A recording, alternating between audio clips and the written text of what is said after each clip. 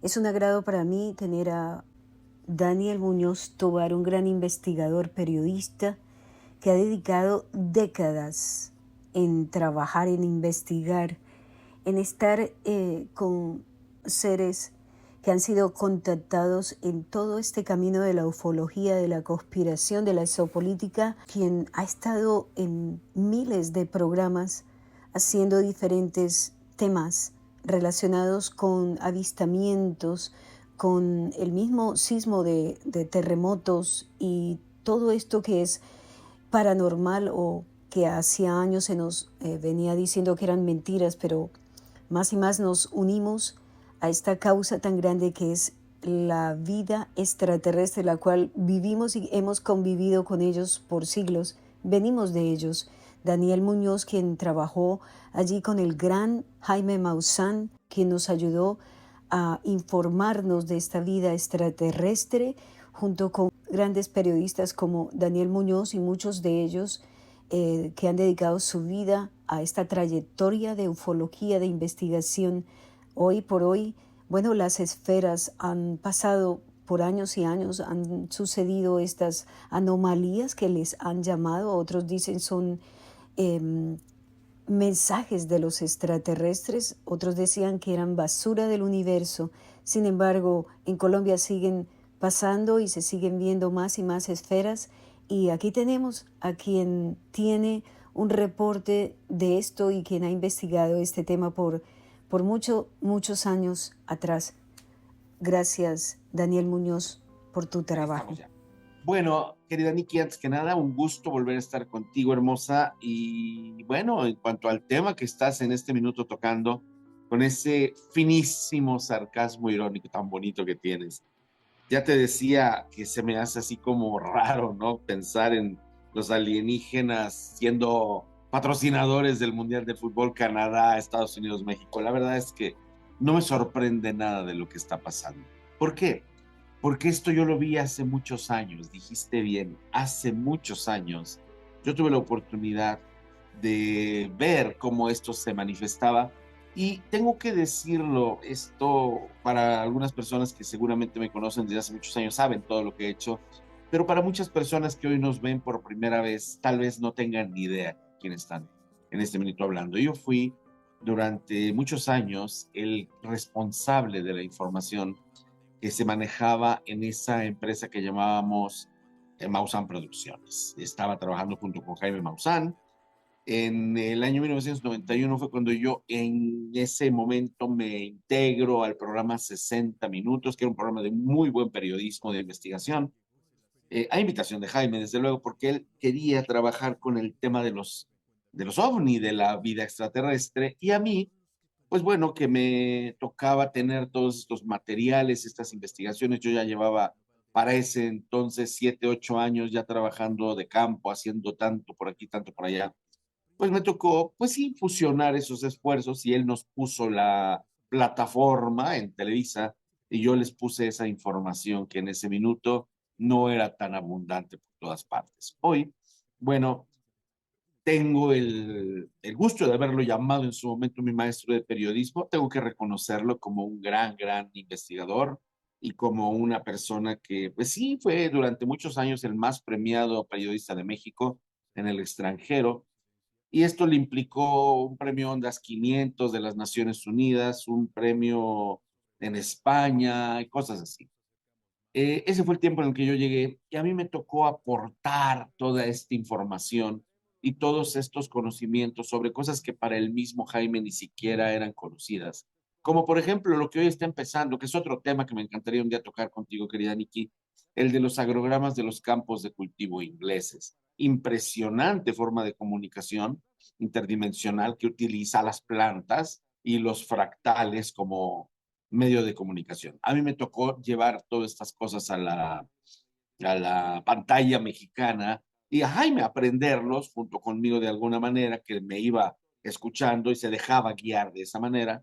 Entonces, me tocó estar muy cerca. Fui la persona a la cual se le pueden atribuir una enorme cantidad de las investigaciones. Era el jefe de información, era yo quien proponía muchos temas. Obviamente, Jaime estaba ahí como el director, pero yo era quien establecía esta temática y sobre todo quien la desarrollaba. llegamos a hacer un programa muy, puedo decirlo, monográfico y enfocarnos en una temática que fuera importante, que fuera abierta para todos y que no fuera estrictamente así como un temita agotado, un puntito en el cielo, otro puntito en el cielo. ¿Qué piensa usted? Saque sus conclusiones. No, no, nos fuimos a buscar quiénes son, de dónde vienen, qué son, qué es lo que hay detrás de todo esto. Esto nos dio una muy interesante oportunidad de trabajar así, pegaditos, pegaditos. Y por lo tanto, querida Nikki, me tocó conocer mucho del despegue mediático en ese tema de Jaime Maussan.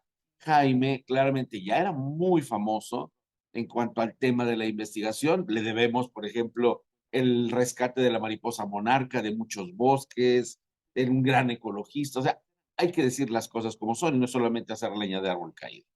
Yo llego con este tema y obviamente se integra conmigo a esta cuestión que se vuelve totalmente mediática. Fuimos un boom mediático en su momento, estoy hablando del 91 hasta el 2002, que son los 11 años que yo permanecí allí.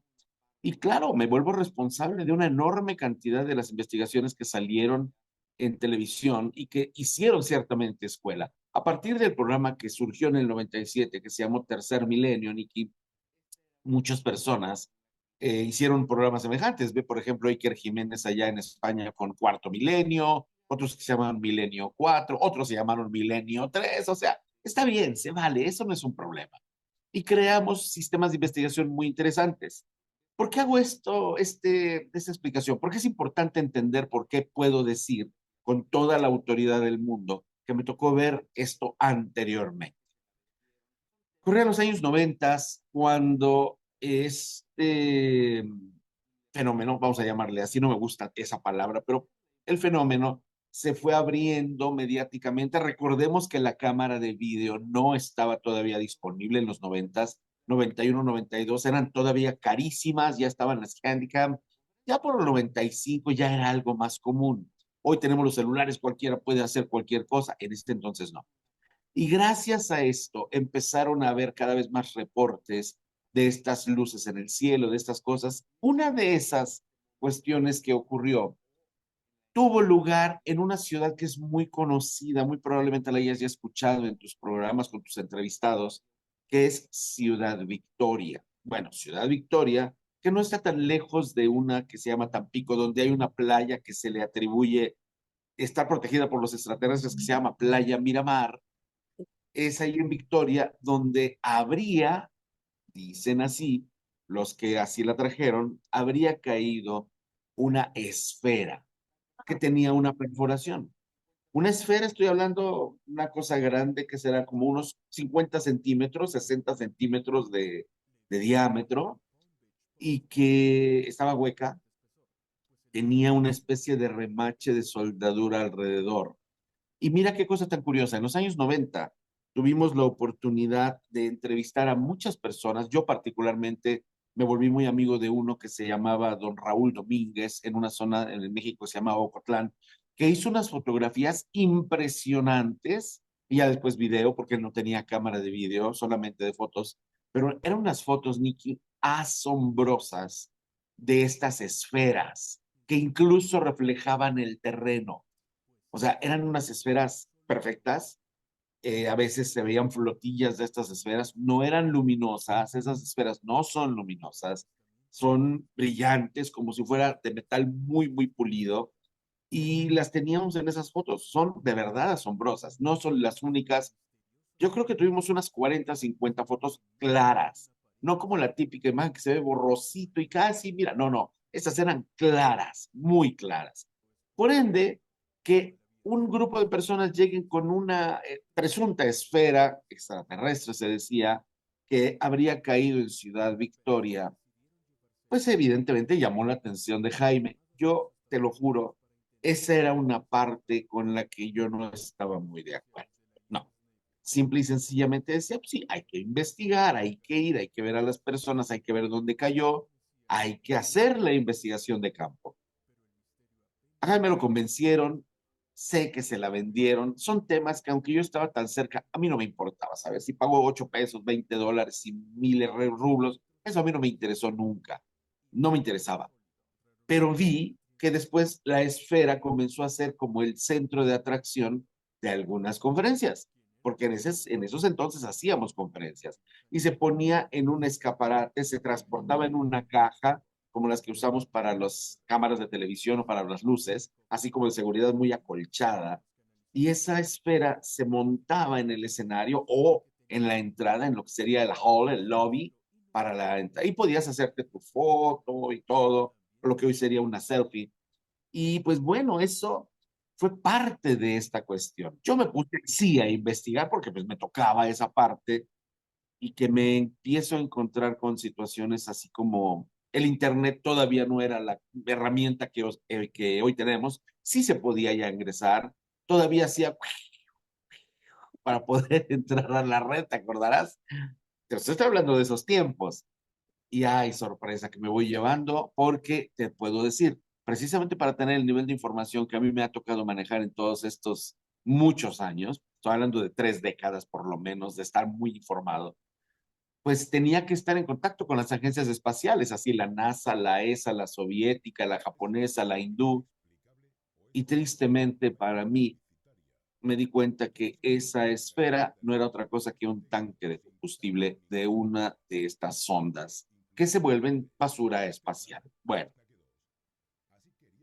el que le hayamos dicho a Jaime que esto era eso, pues obviamente no fue del agrado. Sí, la verdad es que fuimos varios en el staff que se lo dijimos, pero se quedó como la esfera Victoria y ahí se quedó. Pasó la fiebre, se olvidó, creo que duró como un año esa fiebre, una gira por todo México con la esfera y todo esto. Además, bueno, los videos, esferas en los volcanes, las esferas de los hombres del eclipse, o sea, todo era esférico en ese entonces.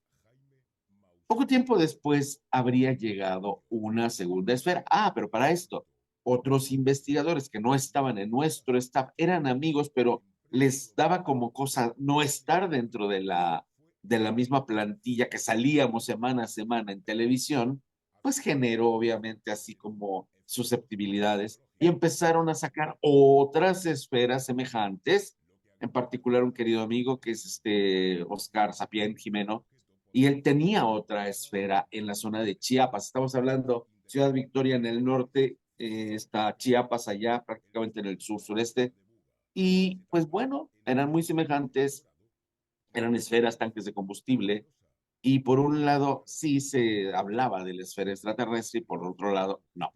Ahí empezó cierta diferencia de criterios. Posteriormente llegaron otros objetos semejantes y yo ya también, pues sabiendo cómo es que esto funcionaba, siempre procuré mantenerme muy al margen. Y hoy que veo que esto ocurre, bueno, no tengo mucho que decir. Me tiene sin cuidado, francamente, que puede realmente estar moviendo un aparato de esa naturaleza, sobre todo con tal cantidad de cuestiones. Y aquí es donde los informadores, esas conexiones que yo todavía mantengo porque nunca las perdí, me dieron algo que fue muy interesante. Te cuento. Tú sabes, me hice muy amigo del queridísimo ex sargento mayor de la OTAN, Robert Jean, y Robert Jean, bueno, tenía el rango que tenía el señorón. Mira, es así de que me cuadro con usted, no por ser el ex sargento mayor, sino porque es mi amigo y un señorón, además un súper contacto. Él sabe de qué está hablando.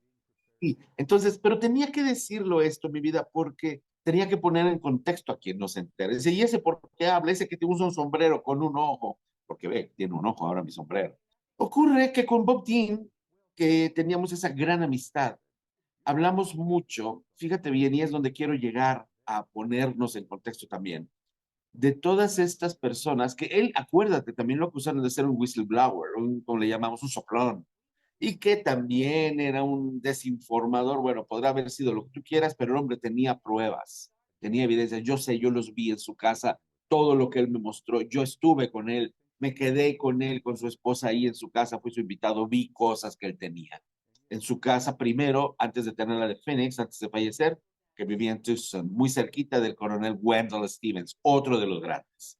Bueno, hablando con él, con un rico Jack Daniels que a él le encantaba, él como no tenía con quién realmente hablar en profundidad, no tanto como con una cámara, sino en profundidad de estos temas, pues bueno, nos dio una noche completa hablando, nos dio un día y medio hablando, no parábamos ni a mí ni a él. Y me empezó a hablar un poco de todos estos sistemas de, vamos a llamarle así, de retroingeniería, con los cuales se utilizaba pues tomar esas partes de esos presuntos ovnis estrellados, vamos a llamarles ovnis.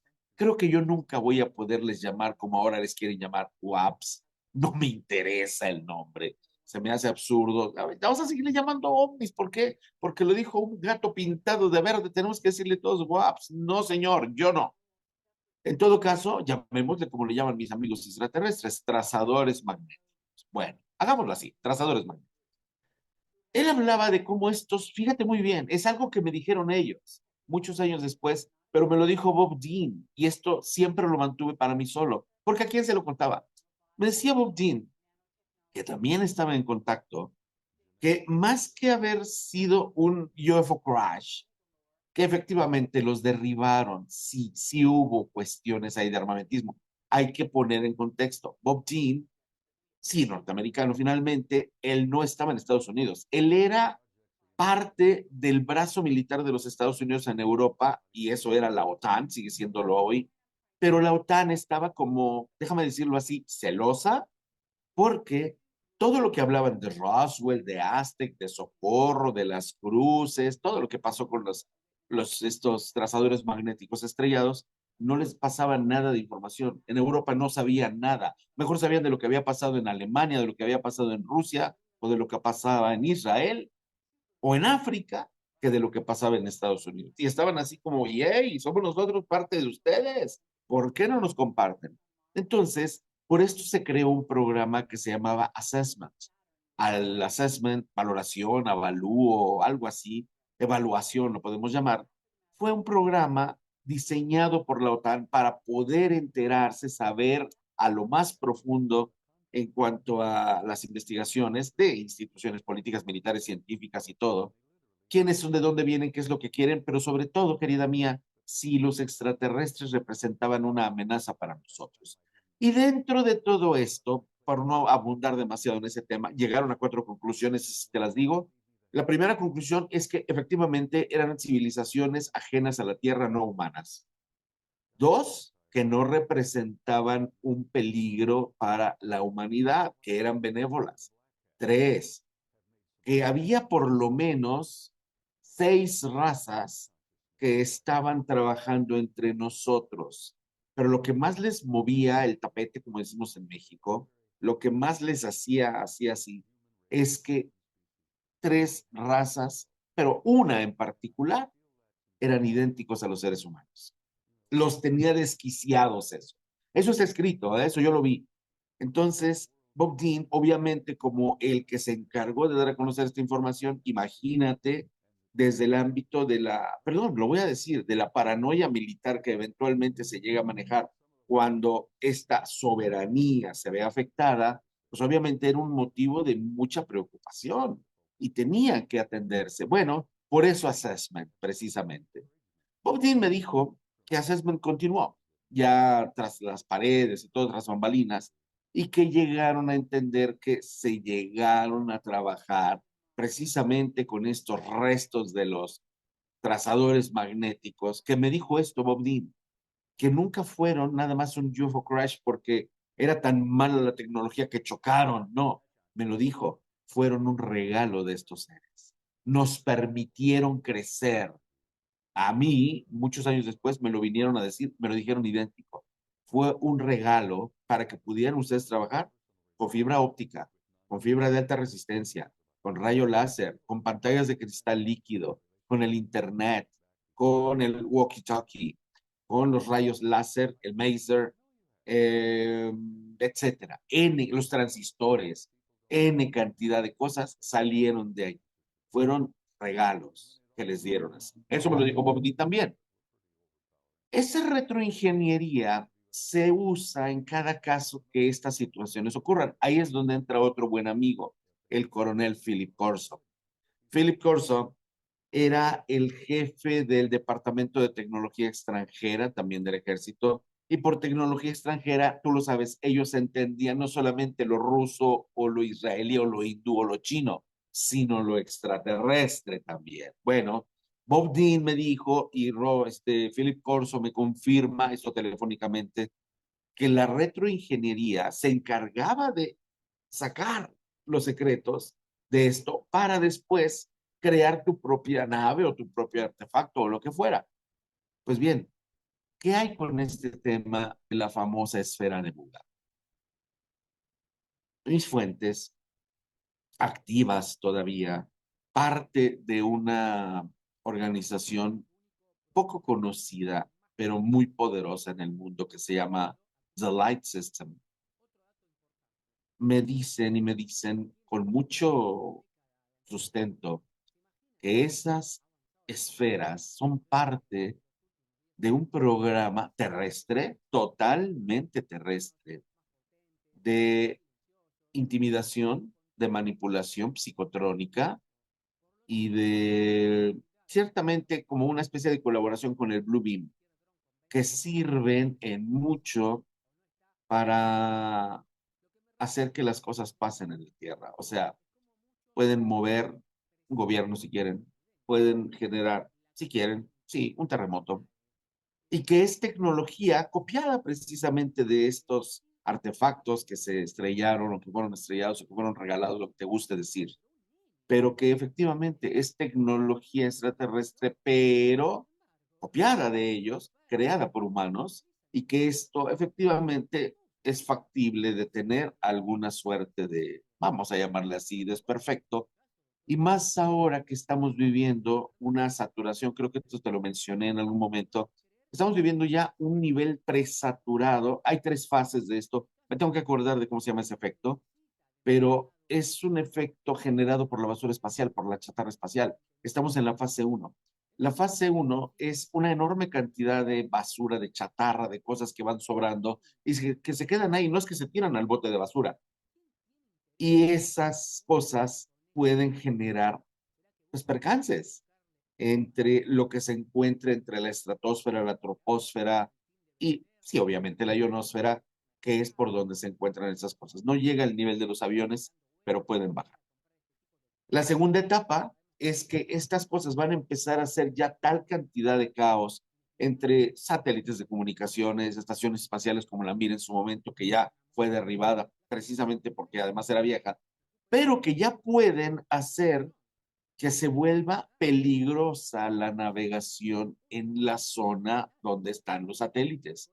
La fase 3 es completamente innavegable. Ni siquiera pueden ya salir los cohetes y los mismos aviones de más alta altura ya pueden encontrarse a esas velocidades que tienes que moverte ahí arriba, que no es como en una carretera 80 kilómetros por hora, ¿no? O sea, a 29 kilómetros por segundo, cosas así, o sea, mucho más rápido, mucho más, no te da tiempo ni siquiera de verlo, cuanto menos de frenar. Estamos en la fase uno, eso nadie lo dice, querida. Y causalmente, esa situación de donde estas esferas se encuentran por allí, no puedo decir volando, las cosas que son esféricas no pueden volar, no tienen alas. Y si somos estrictos al concepto, hermosa, el vuelo se da por sustentación. ¿Cómo sustentas una esfera? No la puede sustentar. Los ovnis no vuelan, no hay alas. Entonces, eso que se traslada electrodinámicamente, si hay una aberración en el camino y esas aberraciones le están provocando las explosiones solares y los tsunamis geomagnéticos, mi amor, entonces es perfectamente factible y posible que algo que no tiene los sistemas de propulsión que tienen estos artefactos extraterrestres que manejan la luz como nosotros manejamos la materia, pues se caiga por una de estas alteraciones, fluctuaciones electromagnéticas. Y esto es algo de lo mucho que a mí me dijeron, es un poquitito nada más, de lo que esta famosa esfera o bola, como tú le llamas, de Buga, podría representar. Cero extraterrestre.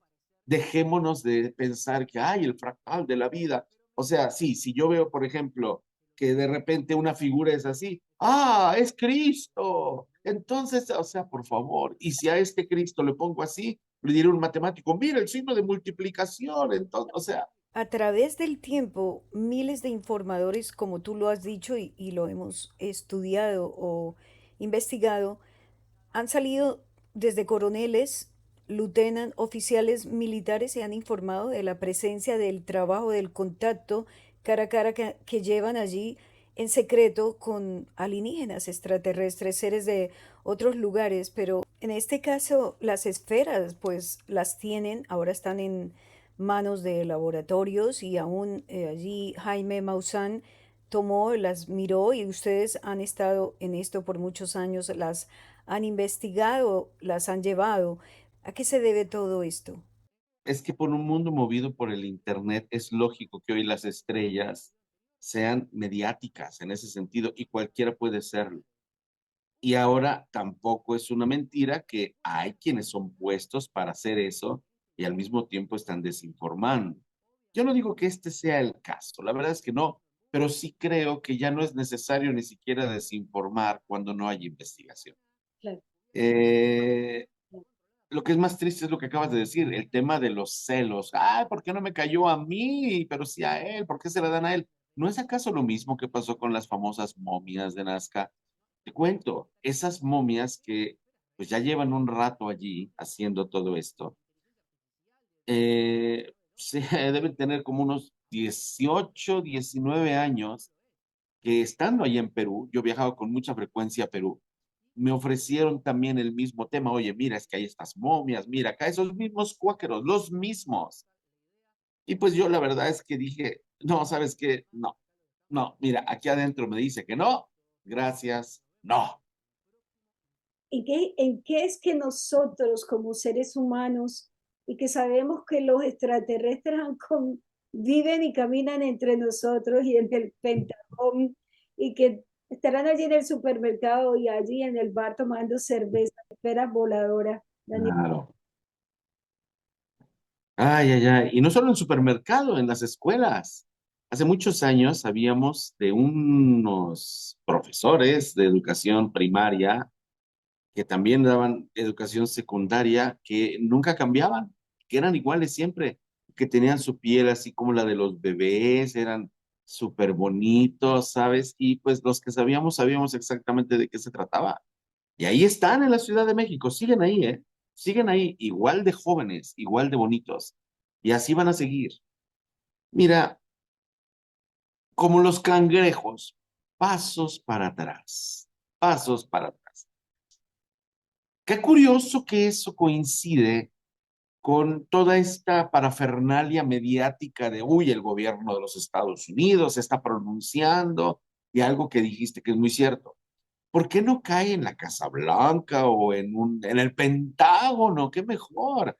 Obviamente no lo darían a conocer.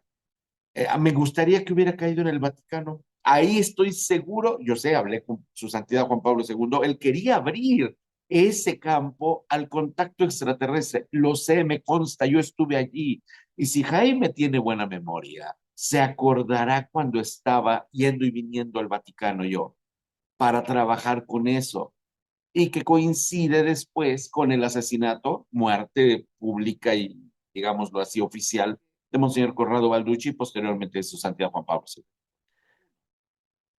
Esto habría sido muy diferente ahí, pero nunca te olvides, querida Nikki, que hay un proceso que antes llamábamos Man in Black, los famosos hombres de negro, ¿te acuerdas? Que hacían, bueno, pues amedrentaban al que salía ante la opinión pública a hablar de cosas que estaban prohibidas. Ya te sabes el cuento toda la vida, seguridad nacional, y entonces ya hay películas para reventar y ver de cómo eso funciona. Acuérdate, tan solo el secretario de la defensa de ese entonces, James Forrestal, pues qué curioso, le duelen las muelas y se avienta desde la ventana de su dentista porque pues le dolían las muelas, o sea, hello, ¿quién se come ese cuento? Pero es la versión oficial, cuando en realidad estas eran personas que sabían tanto que si como Kennedy tenían que hablar, pues obviamente había que hacerlos que se callaran. Bueno, hoy cambió la metodología, hoy ya no se manchan las manos, hoy Sembramos dentro de los grupos, como le pasó a Eugenio Siragusa, mi papito espiritual, como le pasó a Dan Chipolat, como le pasó a Harold Moscovitz, como le pasó a un montón de personas. Sembramos dentro del grupo a un seguidor, una seguidora, dos seguidores, tres, igual, que tengan dinero, que tengan esa vehemencia para seguirlo y que, pues bueno, de alguna manera se infiltren, lleguen hasta la cima, ganen la confianza del contactista, del investigador, del que quieras, y después lo rompen desde adentro. Eso le pasó a Eugenio. A Eugenio Siragusa, exactamente eso le pasó. Fue Leslie Meadowcroft y Kelly Hooker, dos agentes de la CIA encubiertos, como una pareja muy bonita que le daban dinero y le ayudaban a que él saliera. Y como él nunca cobró nada de lo que hizo, lo hacía con su salario era una pensión de un cartero, eso era lo que era. Entonces, pues llegan estos con el equipo, con el dinero, con los contactos. Pues sí, sí, envolvieron a Eugenio, sí, lo tengo que decir. Y aunque ellos le advirtieron, él siguió adelante hasta que llegó un punto en el que ya estaba tan contaminado todo que los extraterrestres le dijeron, ¿sabes qué, Eugenio? Debes cerrar el Centro Studi Fratellanza Cósmica. Te voy a decir algo, en esos años, estoy hablando de los años 70, 80, hoy tener un club, bueno, tienes el internet, tienes 1 millón de fans en un instante, no había internet, no había estos teléfonos celulares, todo, las cartas que yo me escribía con Eugenio, a veces tardaban 6 meses en regresar contestadas. O sea, tú imagínate, era la velocidad de un avión o de los barcos. Bueno, él llegó a tener en ese entonces alrededor de 100,000 personas afiliadas al Centro de Estudio y Fratelanza Cósmica. No son pocas, no son pocas. Salvo China, que pueden tener 1 millón de miembros, como mi amigo Sun Shili, esa cantidad de personas ya las quisiera cualquier investigador, cualquiera, sin cuotas además. Muy bien, a Eugenio le dijeron, cierras todos los centros de estudio y fratelanza cósmica del mundo y se acabó. Y ese día lo cerró. A todos mandó el boletín de agradecemos la función, todo el mundo ha dicho todo, se acabó. Como se vieron descubiertos precisamente con ese movimiento, al instante fueron sobre él y lo encarcelaron desde el mes de noviembre hasta el mes de abril del 79, 78, 79. Ahí lo tuvieron guardado en la cárcel. Curiosamente, en esa cárcel bajaron las naves, quemaron las coles, los vieron los reos, los vieron los carceleros. Hubo cerca de 35,000 avistamientos por policías, por políticos, por magistrados, por militares en solo Italia. Estaban protestando porque tenían a su embajador en una cárcel. Llegaron los extraterrestres a la cárcel, a la celda 5, cubículo 5, que era donde estaba Eugenio, y atravesaban las paredes. Lo mandaron llamar, señor Eugenio, no nos diga que se lo van a llevar. ¿Qué cuentas vamos a darle a los superiores? Tenían miedo, estaban muertos de miedo, los veían por todas partes. Eugenio les decía, si estos me hubieran querido sacar, me sacan mañana. A ellos no cuentan las paredes. Y al final lo sacaron por amnistía, lo sacaron por una enfermedad de próstata porque estuvo mal. Y de todos modos, él dijo, yo no quiero amnistías, a mí me juzgan porque yo no cometí ningún delito. ¿Y sabes qué? Les ganó. Fue absuelto con fórmula plena porque el delito no subsiste. Yo tengo la sentencia, yo tengo todo eso. Y rompió por completo relaciones con los medios de comunicación que lo escupieron, lo hicieron pedazos porque no permitió que su obra fuera manchada. Eso es lo que ahora se está haciendo, Nicky. Por eso conté esta historia. Porque ahora no hay extraterrestres que te avisen, va a pasar esto y todo, ciérralo. O te interesa más la fama o los likes o el dinero que te ganas. Y te siembran dentro al seguidor, al fan, a la chica buenona, al que traiga el dinero, al gran patrocinador. Y después resulta que, ¡boom!, se da la vuelta y resulta que era mentira. Mi amor, esa es la nueva estrategia. Los extraterrestres ya no hay más remedio, tenemos que reconocerlo. Sí, sí existen, están allí. Y todos los gobiernos del mundo, sí, sí, sí, sí están, pero son malos. Y entonces, ahí es donde entran cosas como esta esfera y como otras cosas que están pasando en otros países que en México no tienen difusión. Hay cosas que están pasando en la India sobre el tema extraterrestre y no tienen difusión. En África están pasando cosas y no tienen difusión aquí. Y en Rusia están pasando cosas semejantes, también con hardware, ¿sabes? Pero es un programa de acondicionamiento para decir, ok, sí, sí está, pero son tontos, sueltan balones de fútbol con figuritas, o sea, no podemos llegar al nivel de chuparnos el dedo. Mi amor, los cielos están cerrados, el contacto extraterrestre está detenido, no hay conexión. Y mira que ahora, video por acá, video por acullá, que él está acá. Aquí yo tengo tan solo en los grupos que me llegan, que me pusieron en un grupo que yo ni pedí, pero me llegan tantas noticias de que, oh, el nuevo ovni acá, que la oleada acá. No hay nada de eso. Todo es proyecto Bluebeam, todo es este tipo de cuestiones. Así que, ¿qué siniestro plan están trabajando precisamente para hacer que todo el mundo se llene de fiebre de ovnis otra vez y que después, ¡pum!, resulta que son mentiras, eran inventos? Y entonces, ¿qué ocurre? Ya nadie cree, ni siquiera los que deberían sí creer porque están seguros del contacto. Oh, no, entonces es mentira, me han engañado. ¿Y entonces qué ocurre? Ese es el plan, va por ahí. Y esta esfera forma parte de esa planificación. Accidentes a los Estados Unidos, a esa tecnología, por Hay, favor. Muchos no podemos decir que es verdad, que es mentira, Daniel Muñoz. Sin embargo, aquí en este país, para los ufólogos o los investigadores, sigue siendo esto una burla, esto de las esferas, esto de que la foto no sale bien, los extraterrestres ya han estado aquí, así que imagino que en todo el mundo la gente piensa igual también, ¿no? ¿Cuándo va a salir la verdad de todo esto? Sí, y sabes que es una tristeza porque ya era hora de que usáramos el discernimiento, ¿no? Ya era hora. Y que todavía continuemos con esto. Mira, yo creo que cada quien tiene derecho a hacer su plata o su prestigio como guste. En eso, mis respetos, cualquiera puede hacerlo. Yo no puedo meterme allí, no puedo juzgar, porque además no se trata de juzgar.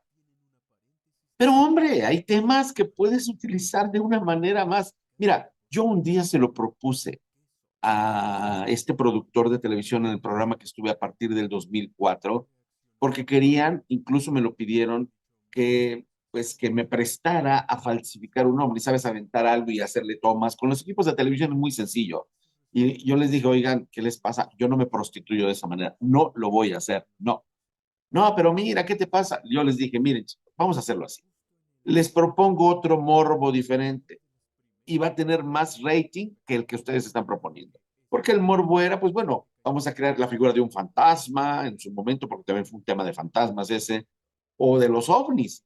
Y yo les decía, miren, no, en lugar de crear una navecita, una tontería de esas, ¿por qué no mejor me dan la oportunidad de contarles secretos que está prohibido contar? Yo tengo muchos de esos, muchos, muchos. Fui insider del Vaticano. De hecho, presenté esas entrevistas en las que el asesor personal del Papa, Monseñor Balducci, declaraba que los ángeles de ayer son los extraterrestres de hoy. Eso es escandalosísimo en 1998. El motivo principal, digamos exclusivo por el cual yo me acerqué a este fenómeno, al estudio, al interesamiento, más que al estudio, al interés en relación con la ufología, es porque ya a este punto no se puede negar todo, sino que se tiene que afirmar que algo de verdad existe. Porque negar todo tiene una serie de inconvenientes. Y los inconvenientes, para ir ya inmediatamente a la respuesta, pero después, si es posible, ampliarlo un poco, el inconveniente máximo es que, a fuerza de decir todo es una sugestión, todo son fenómenos ópticos, o bien otras explicaciones, también explicaciones que ya entran en el campo científico, explicaciones de fenómenos atmosféricos, de nubes en ciertas montañas, de los llamados relámpagos globulares.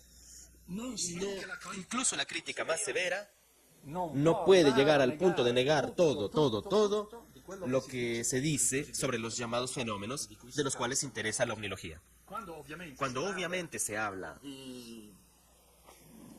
de discos voladores o de otras cosas, de otros nombres que se les dan, es obvio que el argumento va inmediatamente relacionado y va sin duda, si se trata de verdaderos discos voladores como se trata y como se entiende en la ufología, va inmediatamente ligado a alguien que debe o guiarlos dentro de los mismos o bien a distancia, no lo sé, seguramente con algún tipo de ciencia que nos es desconocida.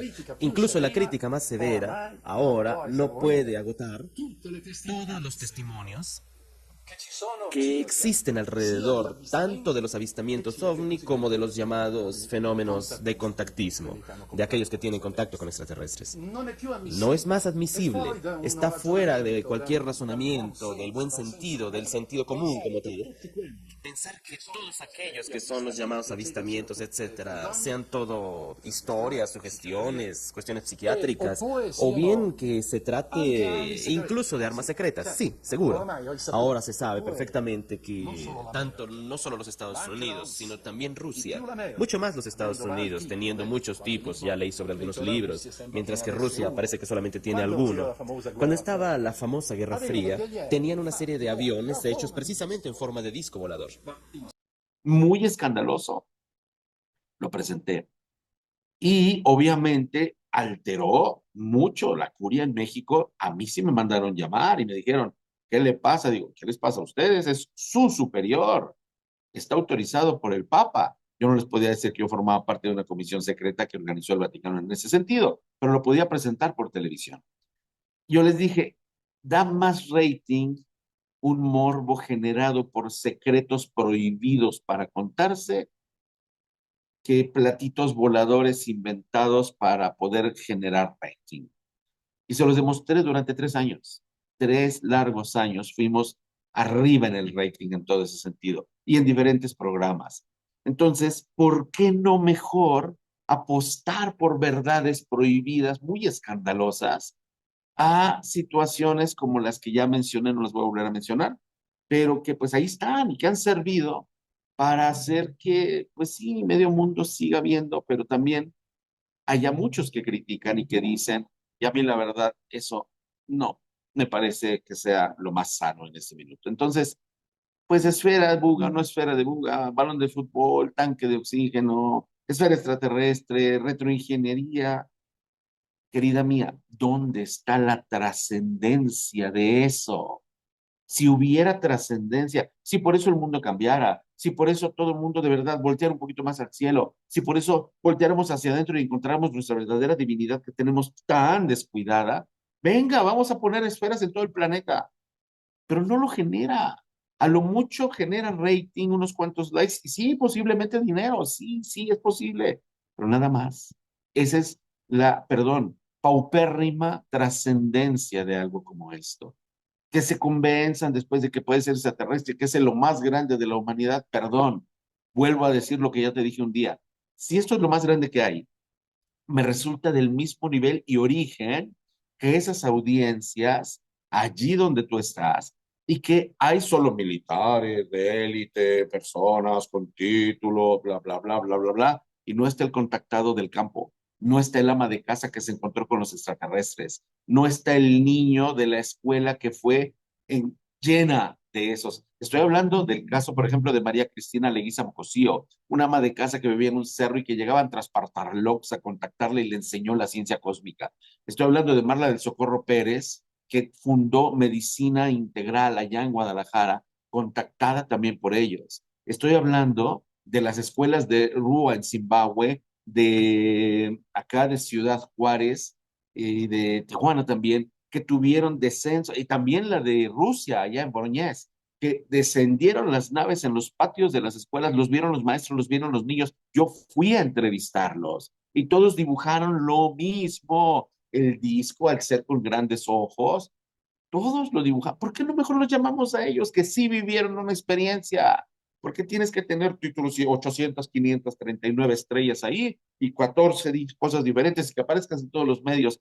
De verdad, si es para ellos, que se lo queden ellos. Pero la verdad es que es un hecho, estamos viviendo una era en la cual, y te lo digo y te lo dije ya una vez, mi amor, ¿qué veo para el futuro? Todo lo que enseñan las películas de zombies. Eso veo. ¿Y sabes qué es lo que genera la zombificación? Estos aparatitos a través de los cuales estamos hablando, que son un gran regalo del cielo, te cuento. Pero, pues obviamente, así como un cuchillo, lo puedes utilizar para cortar pan y ponerle mantequilla y dárselo a las personas que tienen hambre, también lo puedes utilizar para asaltar personas. Y es un cuchillo, solamente es el hombre que le da el uso que quiere darle. Y tristemente, En este caso se utilizó como el famoso chip.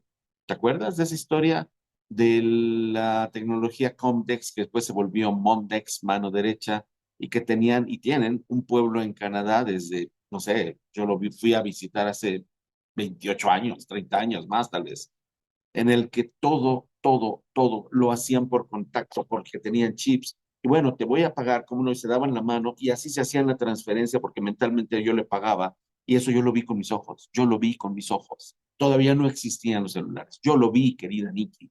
Y ese pueblo en Canadá hizo todo el sistema de fragua de esta tecnología que hoy nos tiene estúpidos, que nos tiene esclavos verdaderamente.